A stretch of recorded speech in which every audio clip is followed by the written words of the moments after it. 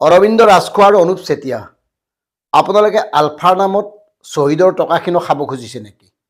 কিয় এতিয়ালৈকে শ্বহীদ পৰিয়াল বা নিৰ্যাতিতসকলক আপোনালোকে অৰ্থনৈতিক বৰঙণি দিব পৰা নাই?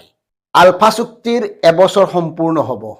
29 ডিচেম্বৰত আপোনালোকে আলফাৰ চুক্তি কৰি হোৱাৰ পিছত আজিলৈকে কিয় শ্বহীদসকলক নিম্নতম মাননিখিনিও দিবলৈ সক্ষম হোৱা নাই? নে এই টকাখিনি আপোনালোকে খাব খুজিছে? ইয়াৰ বাবে এই সংগ্ৰামখন আছিল নেকি? ইমান বছৰীয়া সশস্ত্ৰ সংগ্ৰামখন, ইয়াৰ বাবে অসমৰ হাজাৰ হাজাৰ যুৱক যুৱতীয়ে আত্মবলিদান দিছিল নেকি? ইয়াৰ বাবে আৰু এটা ভয়ংকৰ অভিযোগ উত্থাপন হৈছে, এই যে আলফা কেডাৰসকলক যে 7 লাখ টকাকে দিয়া হৈছিল, এতিয়া 60-40 চলি আছে। একাংশ নেতাই নিজৰ ৰান্ধনীটোক, নিজৰ খুলখালীয়েকক, ভতিজা ল'ৰাটোক, অঙহী বঙহী চিনাকি বন্ধু বান্ধৱৰ নামতো টকাটো লোৱা বুলি একাংশ লোকে অভিযোগ উত্থাপন কৰিছে। আৰু যদি এই অভিযোগ সত্য নহয়, তেতিয়াহ'লে আপোনালোকে আলফাৰ কেডাৰক দিয়া বৰঙণিৰ তালিকাখন জিলা ভিত্তিত প্ৰকাশ কৰক, দেখা যাওক। মানে কি কৰিব লৈছে আপোনালোকে? আপোনালোকে ক'তো মাত নাই।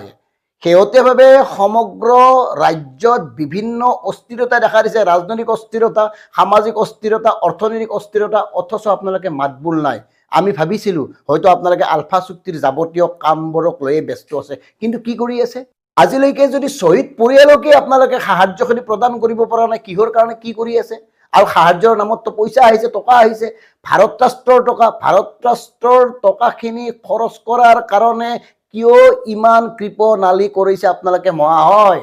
আৰু আপোনালোকে সদস্যৰ অনুদানৰ ক্ষেত্ৰত কিয় এই ধৰণে স্বজন তখনৰ আশ্ৰয় লৈছে ডাঙৰীয়া? এই কথাবোৰ স্পষ্ট কৰক, কাৰণ অসমৰ হাজাৰ হাজাৰ ভুক্তভোগী জনতাই এই কথাবোৰ এতিয়া জানিব খুজিছে। মানে কি? এই সকলোবোৰ বাদ দি যেনেকে চলে চলক বুলি ভাবি এতিয়া আপোনালোকে ৰাজনৈতিক বাট কাটি আছে নেকি? গতিকে অৰবিন্দ ৰাজখোৱা, শশী চৌধুৰী, ৰাজু বৰাহঁতে যদি এনেকে নিশ্চুপ হৈ থাকে অসমৰ সাম্প্ৰতিক জ্বলন্ত বিষয়বোৰৰ ক্ষেত্ৰত, তেতিয়াহ'লে কি হ'ল? মানে এই চুক্তিখনৰ কাৰণে আপোনালোকে ৰৈ আছিল নেকি? চুক্তিখন হওক, আঁঠুকাৰি হ'লেও চুক্তিখন হ'ব লাগে, কাৰণ চুক্তিখন কৰাৰ কাৰণে আপোনালোকৰ নিজৰ জীৱন উদ্ধাৰ হ'ল। হাজাৰ হাজাৰ জনতাৰ কি নিৰ্যাতন, কি সমস্যাৰ মুখামুখি হৈছিল, সেই কথাবোৰ পাহৰি পেলাইছে। চকু মুদিলেই এতিয়াও সতীৰ্থৰ মৃতদেহবোৰ জল জল পট পটকৈ চকুৰ সন্মুখত ভাহি উঠে। তেওঁলোকৰ মুখবোৰ, সাহসী সৎ বুদ্ধিয়ক ল'ৰাবোৰ আপোনালোকৰ বাবে ধ্বংস হৈ গ'ল। আপোনালোকৰ বাবে তেওঁলোকে নিজৰ জীৱন বলিদান দিলে।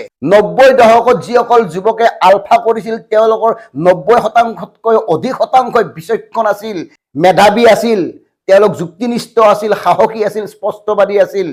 আৰু তেওঁলোকে কি কৰিলে? আপোচ নকৰে গ্ৰেনেড কামুৰি আত্মবলিদান দিলে। আৰু আপোনালোকে তাৰ পিছত কি কৰিলে? আলোচনাৰ নামত এয়া কি? চুক্তিৰ নামত এয়া কি? চুক্তিৰ কোনটো দফা কিমান আগবাঢ়িছে কওক, অসমৰ সাধাৰণ জনতাক জনাব লাগিব। আপোনালোকে কেইবিঘামান মাটিত খেতি কৰি থাকি অসমৰ অৰ্থনৈতিক ক্ষেত্ৰখনক আপোনালোকে যদি চহকী কৰিম বুলি মনে মনে সন্তুষ্টি লৈ আছে, তেতিয়াহ'লে এয়া মূৰ্খামি কৰিছে ডাঙৰীয়া।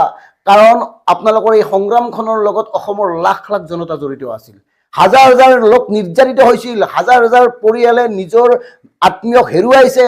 আৰু আপোনালোকে কি কৰিছে? কেইটামান টকাৰ কাৰণে 60-40ত ব্যস্ত হৈ আছে। যদি 60-40 কৰা নাই, তালিকা প্ৰস্তুত কৰক, কোনে কিমান টকা পালে, কেনেকে পালে, কি ভিত্তিত দিলে তেওঁলোকক। নিজে চিন্তা কৰক প্ৰিয় দৰ্শক। 29 ছেপ্টেম্বৰত আপোনাৰ 1 বছৰ হ'ব, আৰু তাৰ পিছত তেওঁলোকে 31 ডিচেম্বৰত কলাক্ষেত্ৰত সম্বৰ্ধনা অনুষ্ঠান পাতিছিল। কি হ'ল? শ্বহীদ পৰিয়ালৰ সাহায্যখিনি দিব পৰা নাই, কেৱল নিজৰ মাজত টকাখিনি ভগাই ল'লে। আৰু কেডাৰবোৰক 7 লাখ টকাকৈ দিয়া হৈছে, আপোনাৰ 3 লাখ কেছ আৰু 4 লাখ ফিক্স ডিপজিট।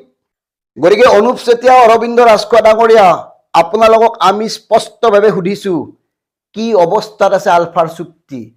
কিমান দূৰ বাকী কাৰ্যকৰী হ'বলৈ? আপোনালোকেতো খিলঞ্জীয়াৰ অস্তিত্বৰ কথা কৈছিল, ভূমিৰ ওপৰত খিলঞ্জীয়াৰ অধিকাৰৰ কথা কৈছিল, অথচ ৰামদেৱকে আদি কৰি আদানীলৈকে অসমৰ ভূমি গতাই দিলে। আপোনালোকৰ মাতবোল নাই। হাজাৰ হাজাৰ বিঘা কৃষিভূমি উদ্যোগ ভূমিলৈ ৰূপান্তৰ কৰি বহুজাতিক কোম্পানীক গতাই দিলে। আপোনালোকৰ মাতবোল নাই। কেতিয়া মাতবোল কৰিব? অসমৰ সাধাৰণ জনতাই আপোনালোকক ক্ষমা নকৰে, কাৰণ আপোনালোকৰ বাবে নিৰ্যাতিত একাংশ জনতাই এতিয়াও তেওঁলোকৰ স্মৃতিৰ পৰা সেই কলা দিনবোৰ মচি পেলাব পৰা নাই। 90 দশকৰ মাজৰাতি বুট জোতাৰ গীপ গীপনিৰ শব্দ এতিয়াও বুকুত বাজি থাকে।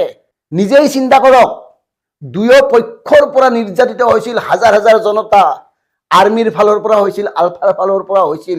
গতিকে এই আলফাৰ কলা ইতিহাসৰ কথাবোৰ আমি ক'ব নাযাওঁ, কিন্তু ক'ব খুজিছোঁ আপোনালোকক কিয় পাহৰি যায় সেইবোৰ কথা। কেইটামান টকাৰ বাবে পাহৰি যায়। বহুত হেৰুৱালে আপোনালোকৰ কাৰণে অসমৰ সাধাৰণ জনতাই। গতিকে প্ৰতিটো প্ৰশ্নৰ উত্তৰ আপোনালোকে দিব লাগিব ডাঙৰীয়া, কাৰণ আপোনালোকৰ সংগ্ৰামখনত কোনে কিমান ত্যাগ কৰিলে আমি আজি ক'ব খোজা নাই। অনাগত সময়ত অসমৰ প্ৰতিটো চুক কোণৰ পৰা আপোনালোকৰ সংগ্ৰামৰ নামত সৰ্বশ্ৰান্ত, আপোনালোকৰ সংগ্ৰামৰ নামত নিৰ্যাতিত, আপোনালোকৰ সংগ্ৰামৰ নামত আত্মবলিদান দিয়া প্ৰতিটো প্ৰান্তৰ পৰা সেই খবৰ লৈ আহিম। কাৰণ আপোনালোকৰ বাবে অসমৰ বহুতো সম্ভাৱনাপূৰ্ণ বাঘ সিংহৰ মৃত্যু হৈছে, মেধাৱী যুৱক যুৱতীৰ মৃত্যু হৈছে। আমি এটাই বিচাৰো, এতিয়াও আপোনালোকে বৃহত্তৰ অসমীয়াৰ জাতীয় জীৱনৰ সৰ্বত্ৰ সুৰক্ষাৰ বাবে, নিৰাপত্তাৰ বাবে, অৰ্থনৈতিক, সামাজিক, সাংস্কৃতিক প্ৰতিটো ক্ষেত্ৰৰ নিৰাপত্তাৰ বাবে মাত মাতক। চৰকাৰৰ বহতীয়াত পৰিণত নহ'ব।